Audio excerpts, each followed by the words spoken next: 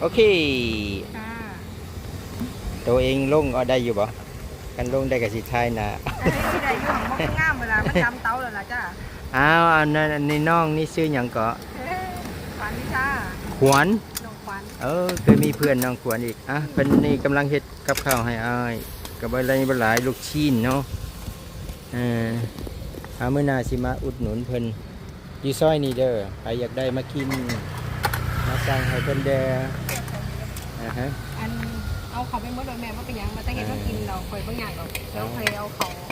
อันนั้นคือไปบอกส่วนเราทอดลูกชิ้นสดๆฮ้อนๆเด้อกลางคืนเป็นเลิกประมาณ 11 โมงบ่4 ทุ่มพอดีนี่คิวกันเลยด้านต่อเอาโอเคมาแต่อย่างก็มหาสารคามบ่โอเคมหาสารคามคิดว่าเคยผ่านอยู่ขี่รถบัสผ่านสิบ่ฮู้จักไผก็บ่ลงแล้วเนาะ ตอนแต่ก่อนมาแรกๆว่าซื้อซีนแห้งมันแดงๆอยู่มุกดาหารนั่นบ่แซ่บอยู่จนเขาเจ้าท่วงเฮ้ยน้องนะ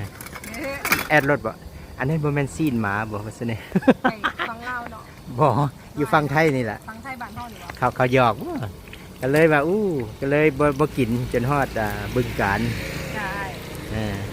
เขาก็เว้าหยอกแหละเขาเห็นว่าเขามาทางนอกนะอ้าว